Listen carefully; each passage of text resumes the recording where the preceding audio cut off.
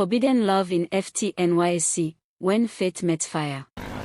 The sun dipped low over the ancient city of Kano, casting golden shadows across the mud brick walls and alleyways that wove like secrets through the heart of the old town. The adhan echoed through the warm evening air, a sound Ahmad Musa had heard every day of his life, yet tonight, it struck a different chord in his chest. Ahmad, 24, quiet, deeply spiritual, and the first son of a respected Islamic scholar, sat alone on the flat rooftop of their family compound. From here, he could see the entire neighborhood, the boys playing football in the dusty street, the aroma of suya wafting from a nearby grill, and the fiery orange streaks of the northern sky. Kano was his world. But in a few days, he would leave it behind. He had been posted to Enugu for the National Youth Service Corps, 1 year of mandatory national service, far away from everything he knew. His father had frowned upon it. His mother wept quietly, worried about the temptations of the South. But Ahmad, carrying both the pride of his upbringing and a cautious curiosity for the unknown, had packed his bags and prepared for the journey.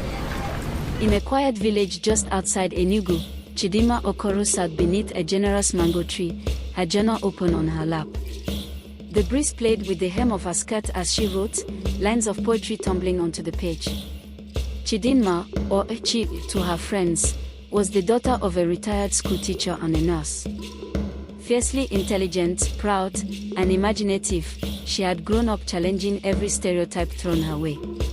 At 23, she had dreams far beyond the confines of her small town, of being a writer, a filmmaker, a woman whose voice moved hearts.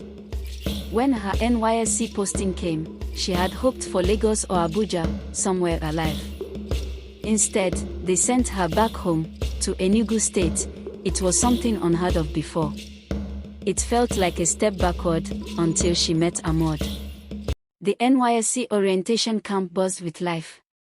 Rows of green tents dotted the field, khaki uniforms moved like ants under the morning sun, and the air pulsed with shouts, drills, and laughter.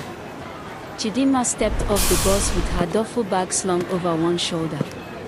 Her hair, tied into a neat puff, defied the dust. Her uniform was already rumpled, and her boots unlaced. She drew glances, not just because she was beautiful, but because she moved with the confidence of someone who belonged nowhere and everywhere. Ahmad stood by the edge of the parade ground, quiet, observing. His uniform was pristine, his cap perfectly angled, his demeanor calm. But his eyes followed her for a moment longer than they should have. Their paths didn't cross until the first evening, during dinner. The hall was noisy, chaotic. Chidinma, frustrated and hungry, found herself a spot at a nearly empty table. Ahmad sat at the other end, already eating. They didn't speak that night. But as people whispered, glancing at the girl who didn't say grace before eating, and at the northern boy who prayed before every bite, something unspoken passed between them, a quiet understanding.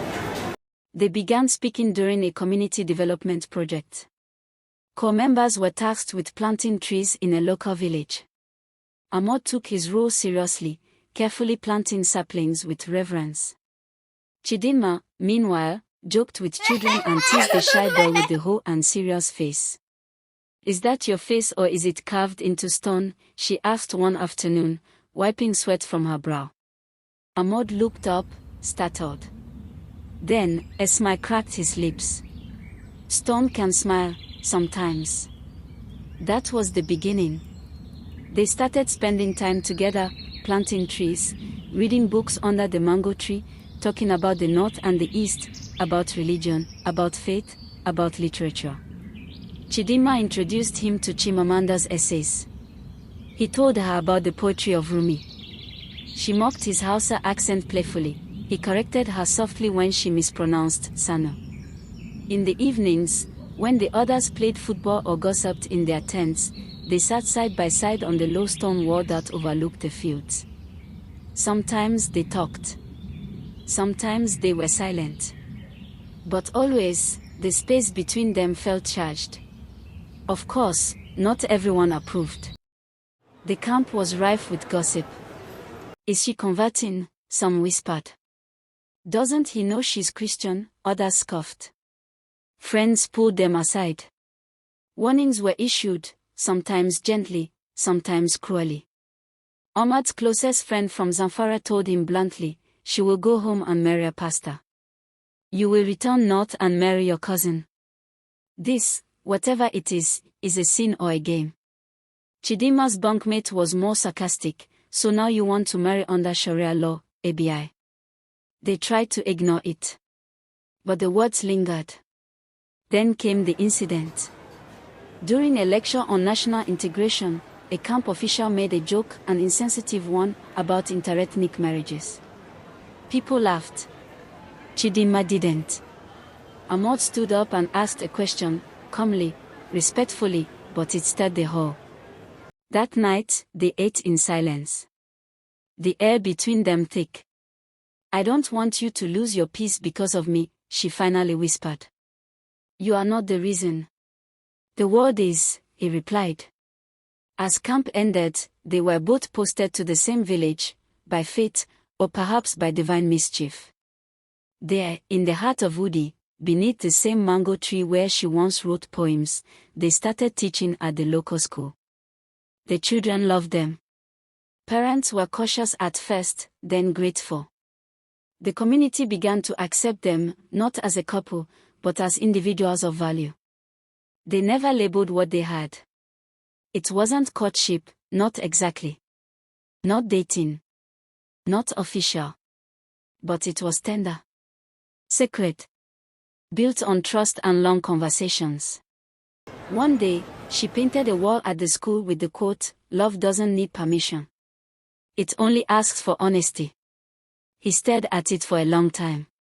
As the service year drew to a close, reality returned like the dry harmattan wind. Chidinma got a job offer in Lagos. Ahmad's father sent word, his return was expected. A marriage had been arranged. They didn't argue. There were no tears. Instead, they sat beneath the mango tree one last time. "I will write," she said. "I will read everything," he replied. They touched hands, only briefly. It was the first time, and the last. Years later. In a small cafe in Abuja, a woman reads from her book to a gathering of young writers. Chidinma is older now, but her voice is still rich with story. Her debut novel, The Mango Tree, is a quiet success. Among the listeners is a man in a cream-colored kaftan. His beard is fuller. His eyes steady. When she finishes, their gazes meet. And in that quiet moment, history breathes again, not as regret, not even as longing, but as a memory that mattered.